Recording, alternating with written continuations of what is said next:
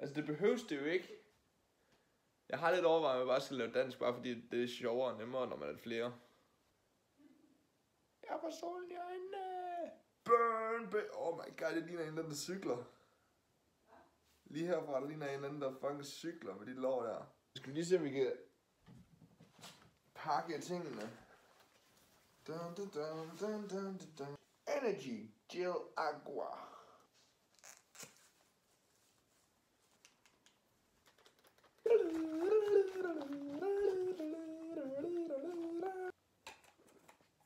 Fuck, det bliver vildt der. Det er rigtigt, det er sådan en kæmpe klam ske. Fuck. Hvad har vi her, Sebastian? Ja, der har vi aminosyre. Hold da op, du er god til at ramme mig. Og det går galt. Vi går i køkkenet. Du dømmer dig i baggrunden.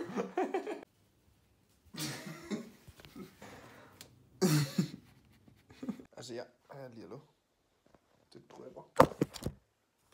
Jeg har været virkelig glad for Bullocks. Ja. Virkelig glad for Bullocks ting. Altså, til pre-workout, men aminosyrene er så klamme. Fy for pyfer. Jeg har sådan kastet dem op i den her i stedet. Det ligner virkelig et kast opkast. Prøv at se det der. Ad. Det er ikke engang slemt mere. Så det gik fra at være i den der, til at være i den her, fordi ja. Lige godt for mig. Vi har ikke engang forklaret, hvor langt det er, at vi skal ud af sted. Jeg laver lige en intro. Jeg var på arbejde den ene dag, hvor det var, at vi snakker om løb. Fik jeg lige forklaret, at det er ikke så svært at løbe. Fordi hvis man kan løbe 5, så kan man også godt løbe 10. Og så tager den anden over og siger, ja, men hvis man kan løbe 10, så kan man også løbe et halvmarathon. Og hvis man kan løbe et halvmarathon, så kan man også løbe et helt. Og så siger jeg, selvfølgelig kan man det. Og så siger hun, fint. Og så sagde jeg, fint. Så nu er jeg på vej ud at løbe et maraton. Genialt. Jeg har løbet 1 gang de sidste 2 måneder, og der løb jeg knap 4.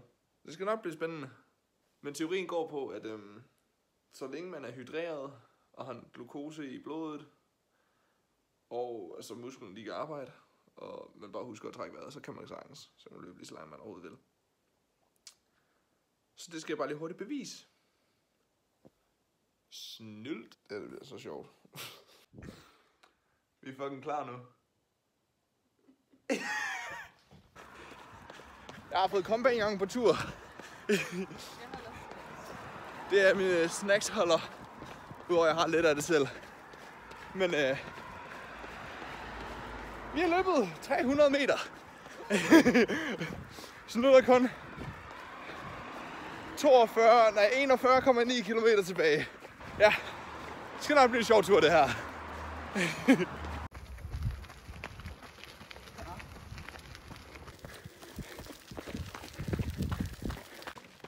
Skovtur. Brændenælder, de lugter sådan lidt af skov. Skov? Ja. Vi har fået golfbaner. Ja. Woohoo. Helt dernede bagved. Jeg tror overhovedet ikke, man kan se, fordi det ryster for meget. Vi er 6,7 inden. Det har taget lige knap 40 minutter. Det er jo bare hyggetempo. Så der er ingen grund til at skynde sig. Hellere komme igennem end at dø på halvvejen. Det var ikke så smart.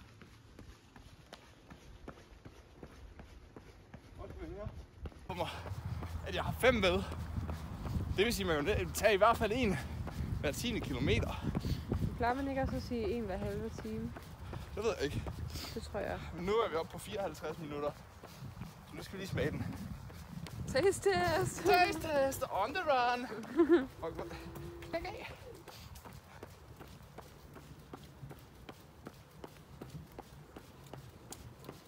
Hvad smager det af? Altså okay. Smager lidt af citron. Det var da ikke det værste. Nej. Det var faktisk bedre end jeg troede. Den var knap så... Den var mere flydende end jeg troede den ville være. Og jeg havde faktisk godt forestillet mig, at den var ret flydende. Hende har været nede og kigge på hus en gang. Ja. Nå, hvad giver vi den ud af 10? Faktisk lige derinde til venstre over ved skraldespanden. Oh my god, hvor er det hul. Hvor vi skruer den rigtige side af vejen. Nå ja. Hvad giver du den ud af 10? Jeg vil godt give den 7-8 stykker. Okay. Vi er præcis 10 km inde. Og Ingeborg vil lige sige hej til en kat. Så vi holder lige hurtigt quick stop. Men det går fucking godt. Jeg tænker lige at tanke lidt op, mens hun siger hej til katten.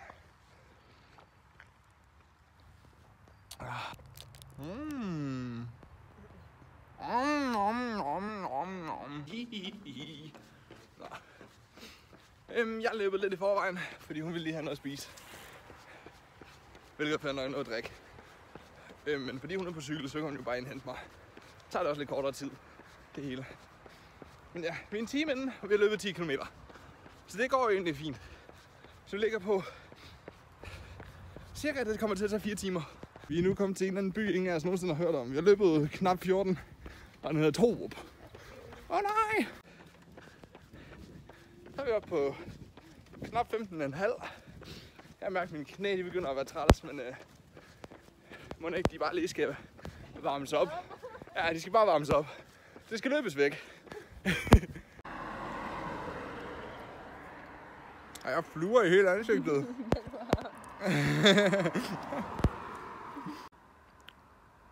(17:21). Det er ikke klokken, det er distancen. Vi fandt en kat mere.